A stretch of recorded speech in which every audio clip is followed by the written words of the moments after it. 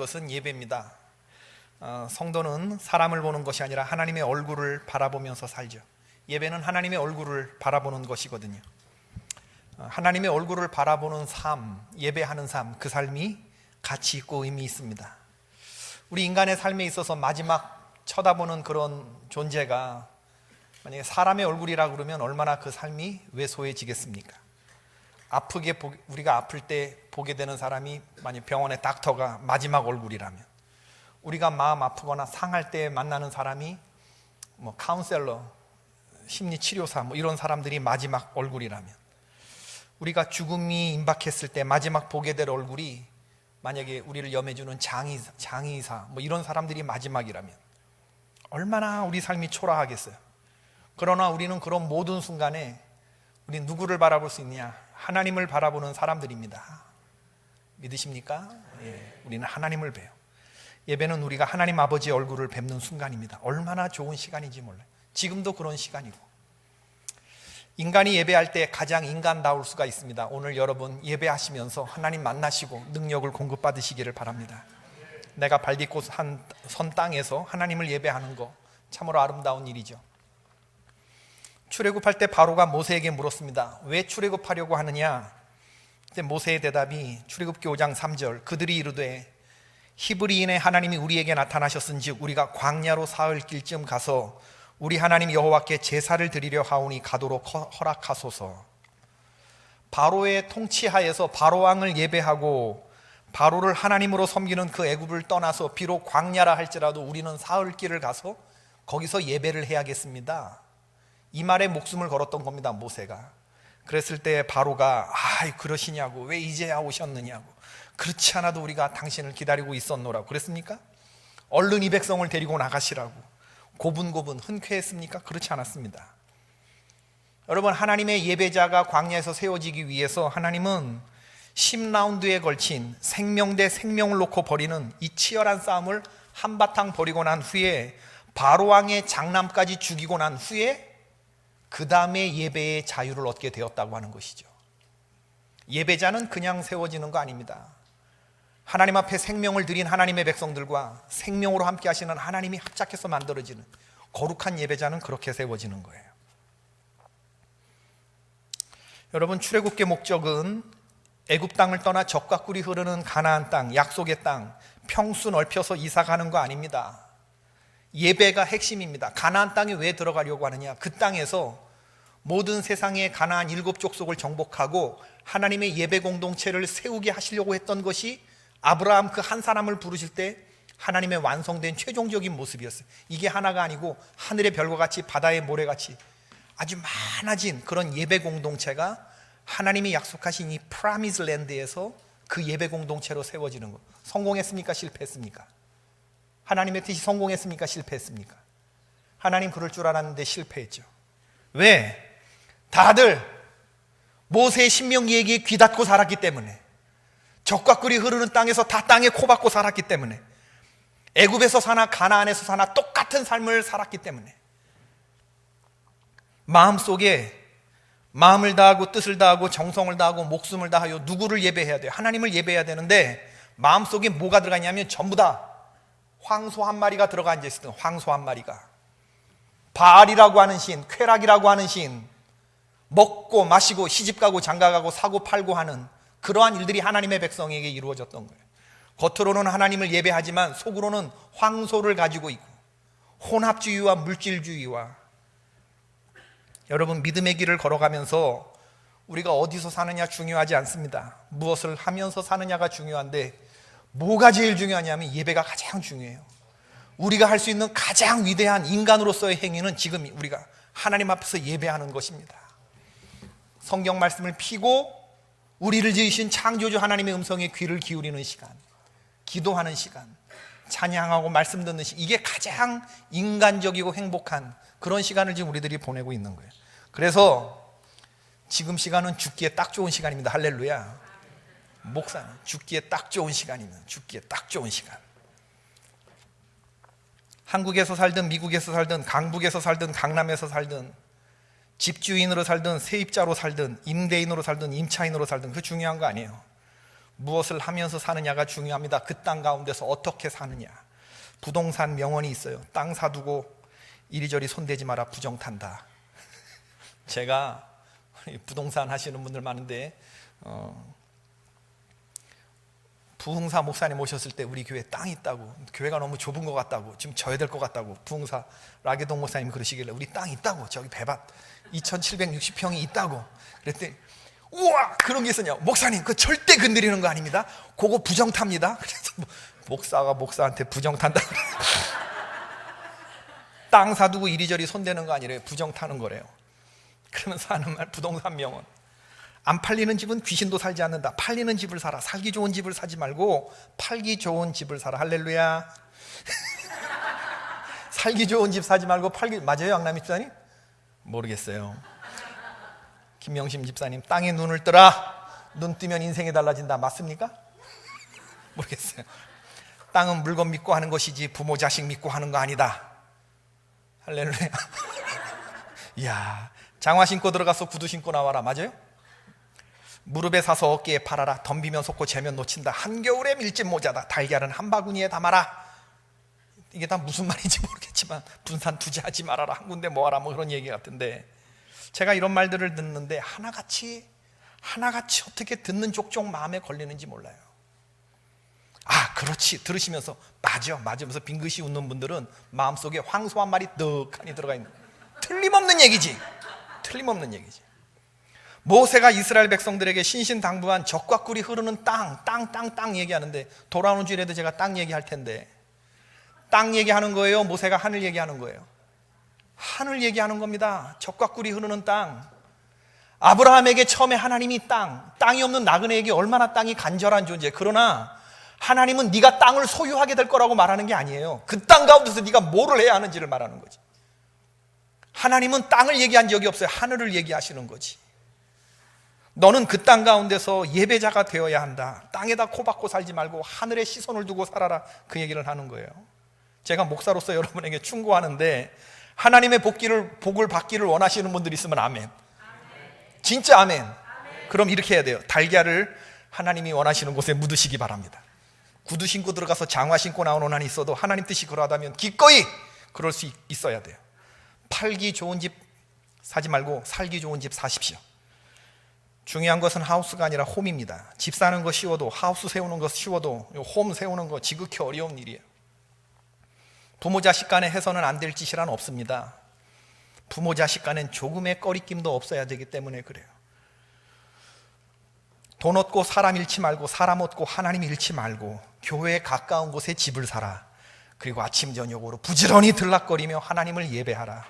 하나님을 가까이 하는 것이 너희의 힘이라. 시편 73편. 하나님을 기뻐하는 것이 너희의 힘이라. 느헤미야 8장. 아멘 안 하잖아요. 마음에 안 드시는 거야 이게. 몰라요, 난 얘기했어요. 여러분, 우리의 마음 끝을 잘 보세요. 오늘 하나님 앞에 나와서 지금 나는 어떤 신을 섬기고 있는지를. 우리의 성도님들이 발길이 닿는 곳마다 예배의 자리가 되어야죠. 우리가 어디서 무엇을 하고 살던 예배가 우리의 인생의 궁극적인 목적이고 직업의 소명이고 우리 삶이 나아가야 할 방향 아닙니까? 느헤미야 1장부터 7장까지는 주인공이 느헤미야입니다. 성벽 세우는 이야기예요. 그러나 8장부터 13장까지는 사람 세우는 이야기입니다. 주인공은 에스라죠. 평신도인 총독 느헤미야와 제사장 학사 에스라가 함께 이제 이야기를 만들어가는, 전반부와 후반부가 나뉘는 놀라운 이 밸런스를 가진 이야기가 이게 느헤미야이죠.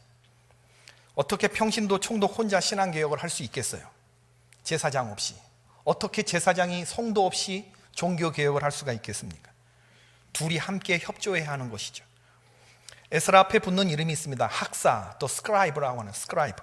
스크라이브는 두루마리라는 의미가 있습니다. 두루마리 성경을 쓴 서기관, 학자, 에스라, 그런 뜻이죠. 말씀을 기록하는 사람이었습니다. 오늘 1절 말씀을 보니까 이스라엘 자손이 자기들의 성읍에 거주하였더니 7째 달에 이르러 모든 백성이 일제히 수문 앞 광장에 모여 학사 에스라에게 여호와께서 이스라엘에게 명령하신 모세 율법책을 가져오기를 청하였다. 느헤미야가 말하는 이 7째 달은 유대인들의 달력으로 티슈리월이라고 합니다. 티슈리. 우리 달력으로 하면 9월, 10월이고 유대인의 달력으로 하면 이게 신년이에요. 티슈리월이 1월입니다. 1월 첫째 주, 1월 첫날. 1월 첫날에 유대교의 유대력에 의하면 이 티슈리월에 중요한 절기가 다 들어가 있어요. 예를 들면 나팔절, 대속제일, 초막절, 이거 다 1월에 있는 겁니다. 근데 이 세 가지가 전부 다 예배와 관련된 것이죠. 새로운 한 해를 시작하면서 나팔절은 길게 양각 나팔을 부는 것으로 시작됩니다. 길게 양각 나팔이 부 하고 불려질 때 하나님의 시간이 내 삶 속에서 시작된다라고 하는 그런 의미죠. 예배할 때 우리의 마음은 바로 그렇게 시작되는 거거든요. 1월 1일 첫날에 이제부터 나의 삶에, 나의 시간에 하나님의 시간이 시작된다. 아브라함 가는 곳마다 단을 쌓았는데 그것은 이제부터 내가 이곳에서부터 시작되는 모든 이야기는 나의 삶을 통한 하나님의 이야기지 내 이야기가 아니다. 이런 선포입니다. 영적인 선포. 우리가 예배의 자리에 나오면서 그런 노래 부르죠. 시작됐네 우리 주님의 능력이 나의 삶을 다스리고 새롭게 하네. 자유하네. 죄와 사망으로부터 나의 삶은 변하고 난 충만하네. 주님 전에 나와서 양각 나팔 쭉 길게 불면서 하나님의 시간이 이제 나에게 시작된다. 우리 그런 마음 가질 필요가 있어요. 이어서 10일 동안의 속죄의 날이 이어집니다. 우리는 반드시 하나님 앞에 나와서 이 죄의 문제를 해결하고 돌아가셔야 돼요. 있는 모습 그대로 나오라는 것은 하나님의 관대한 초청이지만 이 말이 결코 아무렇게나 나와도 좋다는 말은 아닙니다. 아무렇게나 나왔다가 큰일 납니다, 여러분. 하나님 앞에 나올 때 예복을 입고 나오지 아니하면 다 죽습니다. 죄의 문제를 처리하지 않고 그냥 나오는 건 성전 뜰만 밟고 돌아가는 거예요. 우리가 입을 예복은 더러운 죄 희게 하는 능력의 옷, 거룩한 곳 성전에 들어갈 준비를 하게 하는 옷, 바로 예수 그리스도로 옷 입는 것입니다. 나는 공로 없지만 예수 그리스도의 보혈의 공로로 내 머리끝서부터 발끝까지 다 씻는 것, 다 덮는 거죠. 내 죄를 씻으실 유일한 제물이신 하나님의 아들 되신 예수 그리스도의 거룩한 보혈, 그 피를 의지하고, 그리고 예배를 드리고 나고 일어나서 다시 성전문을 열고 나갈 때에는 다시는 죄 짓지 않고, 이제 내가 모르고 지었던 죄, 이제 내가 알았다면 그 죄와 피 흘리기까지 싸우리라. 요죄 짓고 다음 주에 와서 또 회개해야지. 요거 안 됩니다, 여러분. 알면서 짓는 죄는 용서돼요, 안 돼요? 이건 이방인들이 하는 행동입니다, 여러분. 알면서 짓는 죄는요, 성경에 보면 관용이 없어요. 모르고 지은 죄를 회개했을 때 하나님이 은혜를 주시고 용서함 주시는 거지, 알고 반복하는 것은요, 그건 하나님을 능멸하는 일이에요. 능멸하는 일. 그 죄는 성령을 기만하는 죄고 그 죄는 결코 용서받지 못합니다. 그렇기 때문에 뉘우치는 건 절반만 하는 거고, 죄에 대한 통렬한 자각이 있었다는 것만으로 충분하지 않아요. 그거 고쳐야지. 회만 있고 개가 없으면 안 되거든요. 회에 개가 두 개가 다 있어요. 돌이켜도. 근데 이게 안 되기 때문에 우리는요, 다시는 안 된다 이 말을 못하고 나가는 거예요. 선한목적의 유기성 목사님이 신학교 때 성인 영화를 봤다는 거 아니에요. 응? 이게 간증에 나오는 얘기인데, 신학생이 성인 영화 보면 돼요, 안 돼요? 뭐 볼 수 있죠, 뭐 목사님, 그죠? 그런데 그게 너무 마음에 찔리는 거예요, 목사님이. 그래서 학교로 올라오는데, 성인 영화 보고 올라오는데 성령의 책망을 느꼈어요. 내가 이런 거 보면 안 되는데, 불을 품고서야 어떻게 되지 않을 수가 있겠나. 그래서 이제 학교 올라오면 채플이 있거든요. 채플에 들어가서 기도를 했대요. 하나님, 잘못했습니다. 그런데 다시는 안 보겠습니다 말이 안 나오더래요. 안 보면 끝나는 거잖아. 세상 재미는 끝나는 거잖아. 뭐 그런 그 간증의 말씀을 하시던데, 회만 있고 개가 있어야 되는데 개가 쉽지가 않더라 하면서 자기 예화를 말씀하시는데, 안 보겠습니다. 주여 용서해 주십시오. 제가 신학생의 본분으로서 이런 거 보면 안 되는데 성인 영화를 봤습니다. 말씀을 봐야 되는데 그런 걸 봤습니다. 안 돼. 주님 용서해 주시고 다시는 내가 안 보게 해 주십시오. 이 결단이 안 나오다니까. 끙끙거리다가 1시간 기도하다가 그냥 일어났는데 끝내 이 말이 안 나왔다, 그 얘기를 하더라고요. 여러분, 회개는 뉘우치는 건 절반만 하는 거예요. 과감하게 끊어야 돼요. 그래서 우리 삶에 불이 있어야 되지만 동시에 하나님의 좋은 성도들은 칼을 품고 삽니다. 칼이 있지 않으면, 끊어낼 걸 끊어내지 못하면 우린 계속 외노 인생은 언제나 거기서 저 큰 바다 가려다가 찰싹거리는 작은 파도 보고 그 자리에서 맴도는, 마음이 졸여서 못 가는 그런 수수깡 같은 믿음을 가진 성도들이 될 수밖에 없어요. 회개하셔야 돼요. 그리고 세 번째는 초막절이죠. 초막절은 우리에게 있어서 하나님 어떤 분이시고 우리가 어떤 사람이었는가를 잊지 않는 것입니다. 우리는 애굽에서 종살이하던 사람들이었고 바로의 종노릇하던, 하나님은 그런 우리를 해방시켜 주신 분임을 기억하는 절기죠. 하나님이 우리를 애굽에서 출애굽하시고 광야 40년 동안 우리를 만나와 메추라기로 먹이시고 발부르트지 않게 의복이 헤어지지 않도록 지켜주신 분임을 기억하면서 적과 꿀이 흐르는 곳에서 터잡고 잘 살지만 1년에 일주일씩 일부러 초막 텐트를 치고 거기서 불편하게 거주하면서 그 옛날 우리 조상의 그 기원, 오리진을 기억하는 거예요. 이게 초막절 이야기입니다. 오늘 느헤미야 백성들이 지금 그걸 하고 있는데 아주 훌륭하게 그 일을 하는 거예요. 위험한 땅에서 모세가 정말 바랬던 하나님의 공동체의 모습을 여호수아와 그의 백성이 재현한 게 아니고, 여호수아와 그의 백성 한 세대가 못 가갖고 이스라엘은 다 하나님을 알지 못하고 신세대들이 다 넘어졌는데, 지금 느헤미야와 그의 백성들이 신명기에서 그 모세가 생각했던 그 모습을 그대로 재현하고 있어요. 아주 훌륭하게. 2절 말씀을 보면, 일곱째 달 초하루에 제사장 에스라가 율법책을 가지고 회중 앞 곧 남자나 여자나 알아들을 만한 모든 사람 앞에 이르러 수문 앞 광장에서 새벽부터 정오까지 남자나 여자나 알아들을 만한 모든 사람 앞에서 읽음에 뭇 백성이 그 율법책에 귀를 기울였다. 참 대단한 에스라고 대단한 백성들입니다. 대단한 목사의 대단한 성도들이죠. 몇 시간 읽었다고요? 읽은 사람이? 정오부터 새벽 계산이 안 되시나? 몇 시간? 대답을 빨리 하셔야 빨리 끝나잖아요. 예? 6시간. 새벽 6시부터 시작한다. 우리 5시 반에 그러면 정오 12시까지 6시간을 제가 6시간 설교하면 어떻게 될 것 같아요?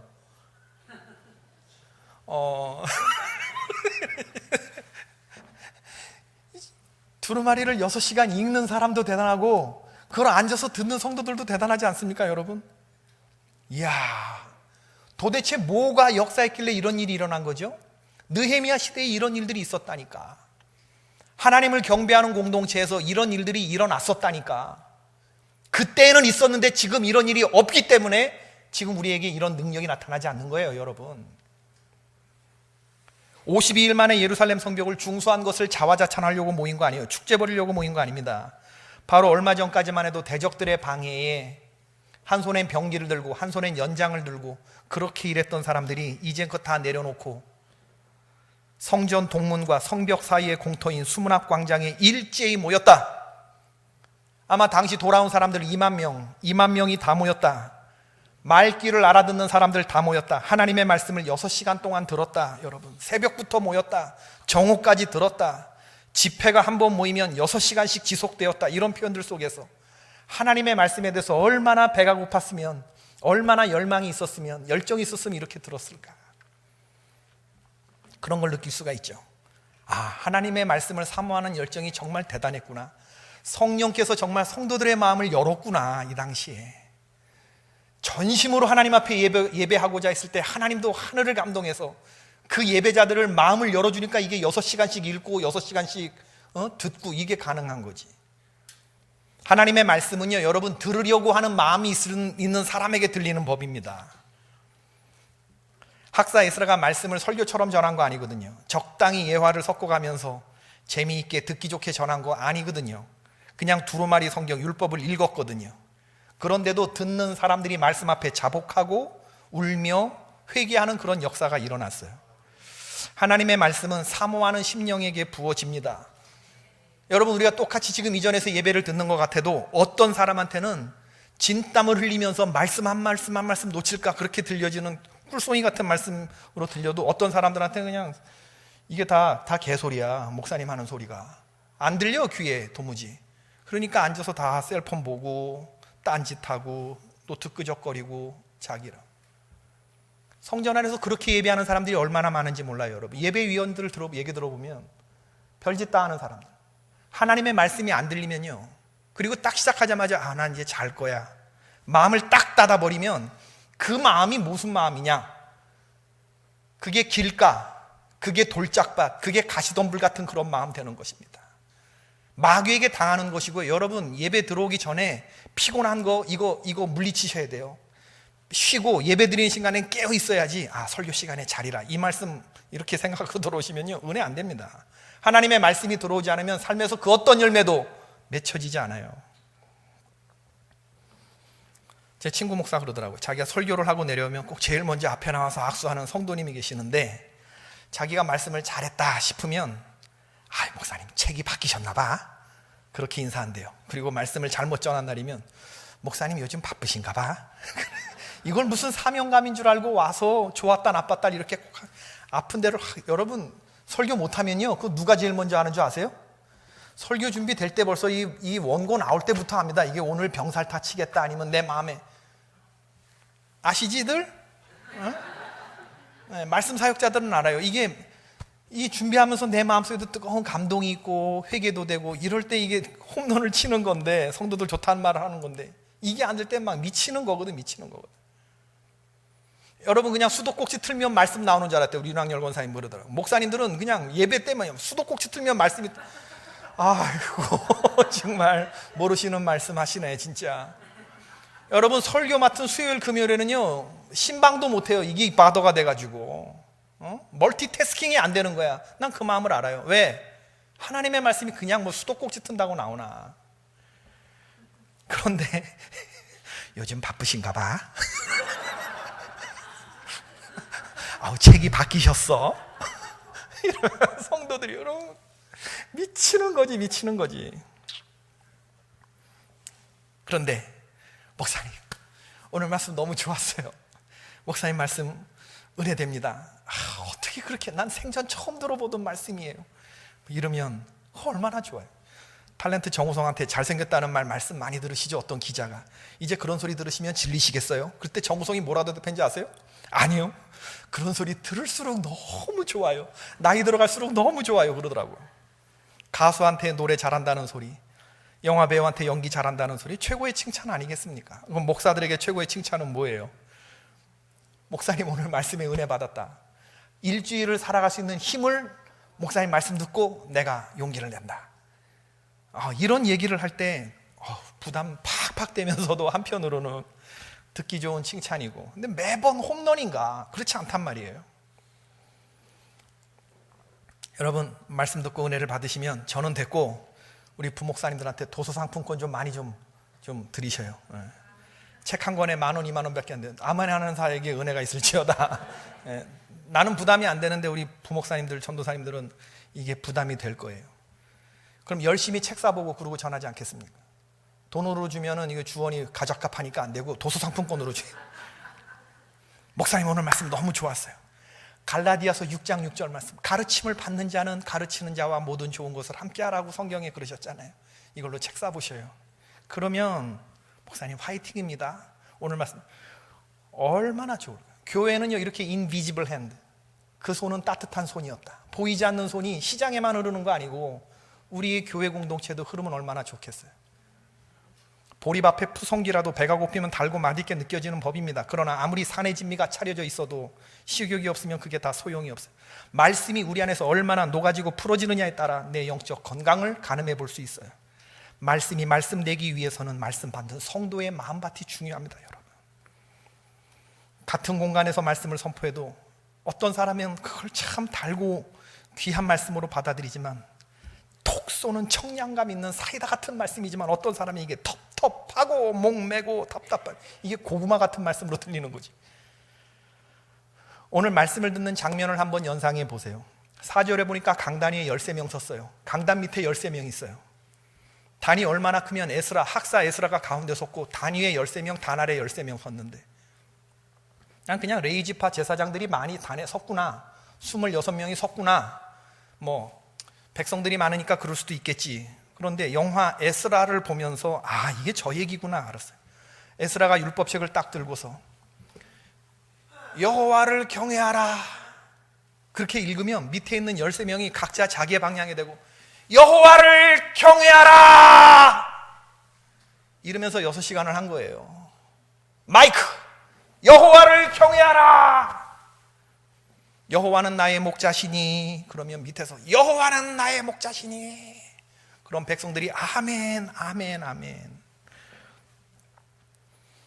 6절의 말씀, 에스라가 위대하신 하나님 여호와를 송축하며 모든 백성이 손을 들고 아멘, 아멘 하고 응답하고 몸을 굽혀 얼굴을 땅에 대고 여호와께 경배하니라. 제가 6절 보면서 야, 이거 완전히 유격 PT다. 그래서 오늘 잠도 오는데 금요일 한번 시험해 볼까 그러려고 했어요. 6절 말씀 여러분 PT입니다. 실제로 그런 거 있어요, 없어요? 군대에서 이런 거 있어요, 없어요? 일어나서 말씀을 들을 때 일어났어요. 말씀 선포할 때 손을 아멘, 아멘, 아멘. 그리고 다시 엎드려고 땅에 얼굴에 댔어요. 다시 이게 유격 PT지. 뭘 얘기하려고 하느냐면 온몸으로 반응했다, 그 얘기를 하는 거. 온몸으로 하나님의 말씀. 그 말씀을 들었는데 온몸으로 반응하면서 울었다, 백성들이.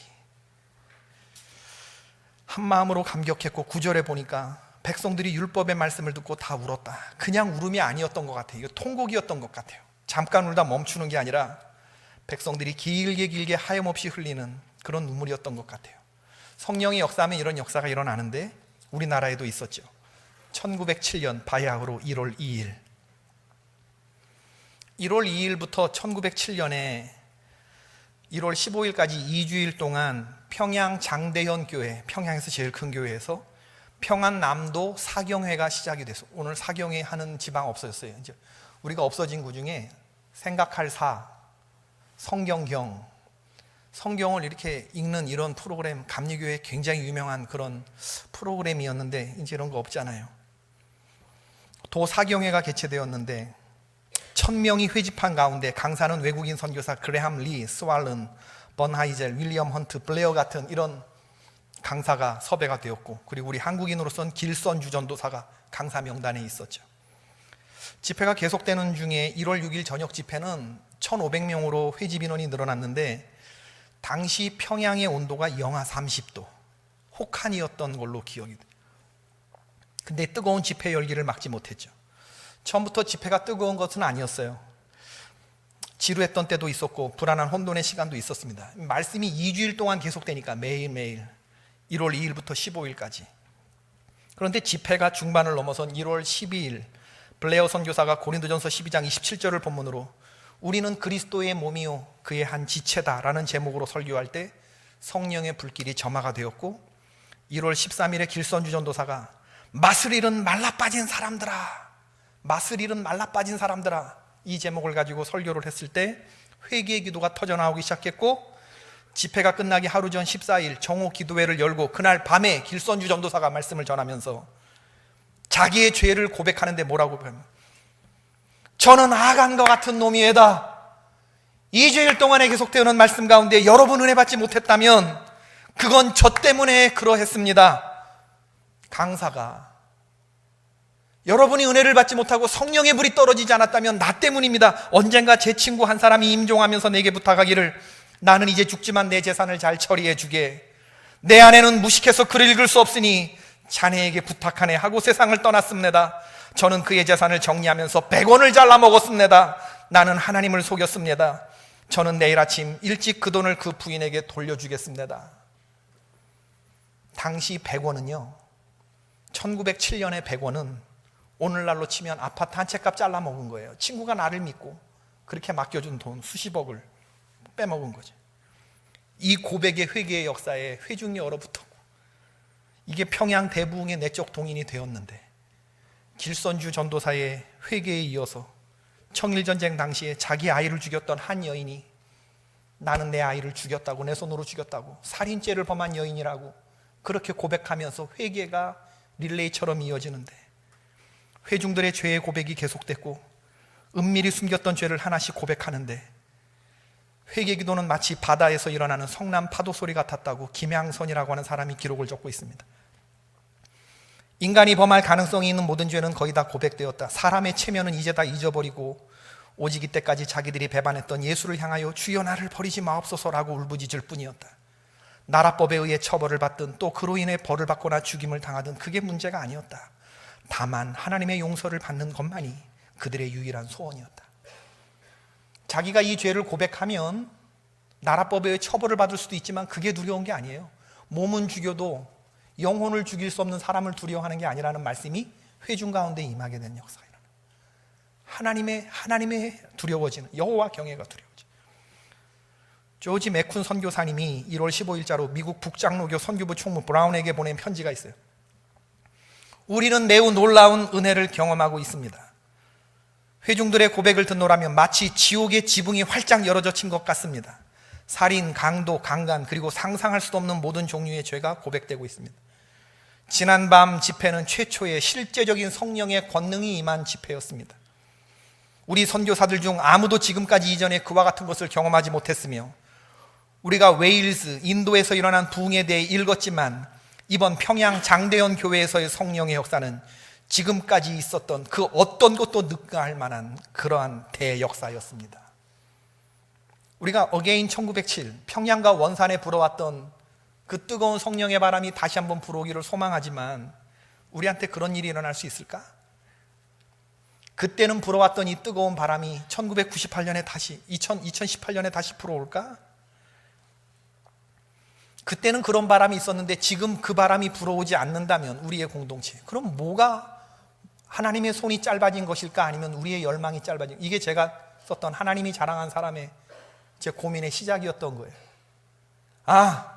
그때 그 성도들에게는 있었는데 지금 우리들이 잃어버렸거나 아니면 함량이 엄청나게 모자르거나 하나님의 손이 짧아진 게 아니라 우리가 그만큼 하나님을 열망하는 우리의 마음이, 그 함량이 미달되니까 바로 이런 바람이 불어오지 않는 게 아닐까, 그런 생각을 하게 된 거죠. 오늘 느헤미야가 이 광경을 보면서 얼마나 감격스러웠을까. 이게 정말 꿈에서나 생각해보던 그런 광경이었는데 엄청난 은혜거든요. 사람들이 뒹굴면서 자기의 죄를 회개하고 자복하고 통회하고 울면서, 백성이 율법의 말씀을 듣고 다 우는지라 총독 느헤미야와 제사장 겸 학사에스라와 백성을 가르치는 레위 사람들이 모든 백성에게 이르기를 오늘은 너희 하나님 여호와의 성일이니 슬퍼하지 말며 울지 말라 하고, 느헤미야가 또 그들에게 이르기를 너희는 가서 살찐 것을 먹고 단 것을 마시되 준비하지 못한 자에게 나누어 주라. 이날은 우리 주의 성일이니 근심하지 말라. 여호와로 인하여 기뻐하는 것이 너희의 힘이니라. 여호와로 인하여 기뻐하는 것이 너희의 힘이다. 하나님 기뻐하시는 분, 아멘. 하나님 기뻐하는 마음이 마음속에 있으면 이게 우리의 힘이에요. 이게 우리를 지켜줍니다. 여러분, 하나님 기뻐하시기를 축원합니다. 웨스트민스터 요리문답, 인생의 목적이 무엇이냐? 영원토록 그분을 즐거워하는 것이 인생의 목적이라 그랬어요. 느헤미야 8장에 나오는 말씀이에요. 여호와로 인하여 기뻐하는 것이 너희의 힘이니라. 여호와를 가까이 하는 것이 너희의 힘이니라. 시편 73편. 눈물 콧물 다 흘리는 회개의 시간이 지나고 용서함 받은 기쁨이 지난 후에 그 다음에 느헤미야가 말하기를 살찐 것을 먹고 단 것을 마시라. 친교의 시간이 기다리고 있는 거죠. 먹는 게 중요해요, 여러분. 친교, 코이노니아가 이루어지는 거예요. 먹으면서 공동체가 따뜻해집니다. 얼마나 아름다운 모습인지 몰라요. 이 모습은 마태복음 14장, 누가복음 9장에 언급된 오병이어의 모습을 연상하게 하잖아요.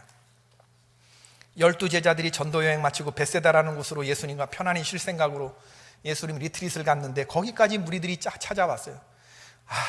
전도여행 마쳤는데 얼마나 수고했어요. 근데 예수님은 이 따라온 무리들 귀찮아하지 않고 영접했다. 그들에게 하나님 나라 말씀을 가르치시고 병자를 고치시고 그러시느라고 날이 저물었는데 제자들은 이 무리들을 돌려보내자 했을 때 예수님, 아니다. 이들이 길을 이기지 못할까 내가 염려된다. 너희들이 먹을 것을 줘라. 그리고 소년의 오병이어 도식을 받아들고서 그걸 배불리 먹이시고 12광줄이 남기는 그런 성자 예수님이 일으키신 놀라운 기적의 역사, 성부 하나님이 오늘 느헤미야와 공동체에서 일으키신 역사, 성자 예수님이 오병이어 벳세다 들판에서 만드신 역사, 사도행전 2장 44절 초대교회 공동체에 성령의 바람이 확 불고 지나간 다음에 날마다 마음을 같이하여 성전에 모이를 힘쓰고 집에서 떡을 떼며 기쁨과 순전한 마음으로 음식을 먹고 모든 믿는 사람이 다 함께 있어 모든 물건을 서로 통용했다. 이런 역사들이 일어나는 거거든요.